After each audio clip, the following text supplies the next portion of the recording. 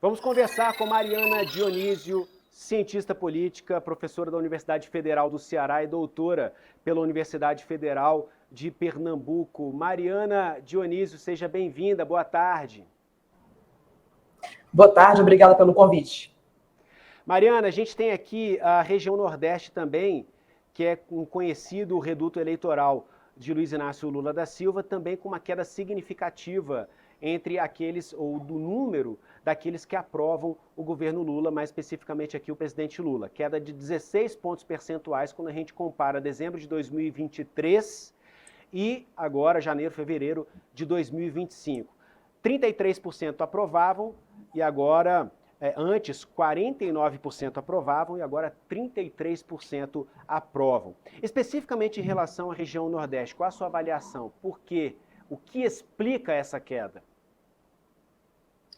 Bom, Mosqueira, há 4 pontos que precisam ser considerados quando a gente avalia esse retrato de um momento que é a pesquisa. Especificamente no caso do governo Lula e especificamente para o Nordeste do Brasil, há 4 pontos que são fundamentais. A economia, né, o preço, enfim, nas gôndolas de um mercantil é que vão ser considerados pela grande massa da população. Se está caro, está ruim. Né? Se o poder de compra diminui, isso depõe contra um governo. O segundo motivo é da direita. Embora aqui o Nordeste seja o reduto eleitoral mais conhecido do governo Lula e do PT como um todo, e dos partidos de esquerda como um todo, a gente vê uma crescente dos partidos de direita e uma relação muito próxima dos discursos falaciosos de fake news com esse soerguimento. Terceiro ponto, e não dá para descartar esse elemento, o governo Lula ele tem desidratado nas redes sociais. O governo Lula ele não está conseguindo definir uma estratégia mais acertada e mais assertiva e mais rápida de acordo com a velocidade do que está saindo nas redes sociais. Então, e aí isso leva para o quarto ponto, que é o grande problema de comunicação. E não é que o problema é só a comunicação institucional, não é, porque também a gente tem que ter coisas para poder divulgar, a gente tem que ter elementos para poder divulgar e comunicar. E o governo Lula não tem andado para e passo as demandas prometidas na época da campanha, né? As promessas estão sendo viabilizadas no tempo e no momento em que a população do Nordeste e de muitos lugares do país haviam esperado. O discurso do presidente Lula, qual a sua avaliação sobre o que ele vem falando? A gente se recorda aqui de pontos polêmicos. Esse, por exemplo, se não está caro, não compra. Ali, quando ele fala do ICMS como grande culpado do preço final do gás, do botijão de gás hoje em dia. Ou seja, comprando briga com 27 unidades da federação. Vamos excluir aqui dessa conta aqueles governadores que apoiam o presidente, mas comprando briga com um número significativo de governadores. E também, quando ele foi defender a exploração do petróleo, ali ele comprou briga também com servidores do IBAMA.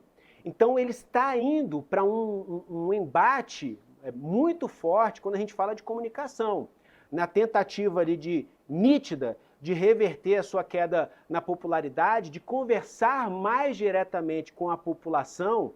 Ele acaba, como um efeito colateral dessa narrativa, comprando briga com setores importantes da sociedade e da classe política, inclusive servidores públicos, que têm também o seu poder, né, de discurso, sua capacidade de mobilização. Como você avalia essa estratégia, se é que é uma estratégia muito clara do presidente Lula? As tuas observações, Mosqueira, elas são muito felizes, porque elas vão exatamente no centro da questão. Veja, a gente tem hoje um discurso do governo Lula que se desloca da realidade, muito parecido com o que aconteceu na gestão anterior. O problema não é só a comunicação. Talvez tratar a comunicação como uma das prioridades seja até um reducionismo. Né? O problema não é só a comunicação. O Lula ele gosta, né, de colocar que o problema, na verdade, é a falta de comunicação institucional. Né? O desemprego está baixo de fato. O desemprego no Brasil, acho que desde a série histórica, desde o segundo mandato da presidente Dilma, da ex-presidente Dilma, não foi tão baixo.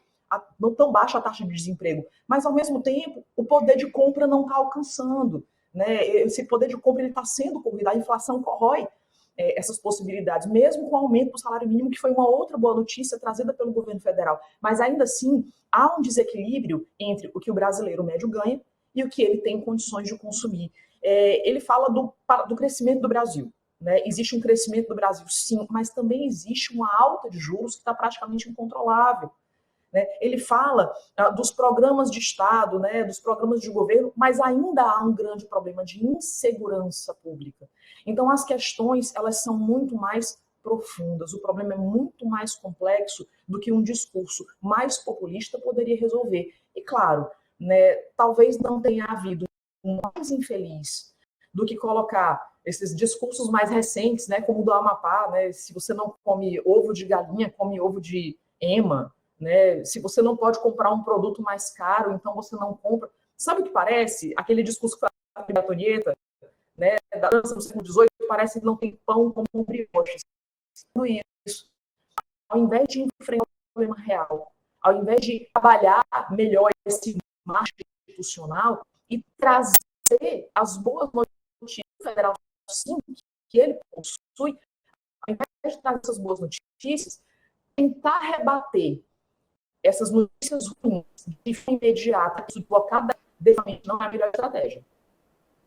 Mariana Dionísio, falhou o finalzinho da sua exposição aqui, da sua análise, mas a gente conseguiu compreender a mensagem. Cientista política, professora da Universidade Federal do Ceará e doutora pela Universidade Federal de Pernambuco. Mariana Dionísio, sempre bem-vinda aqui no Poder Expresso. Muito obrigado pela participação. Até a próxima.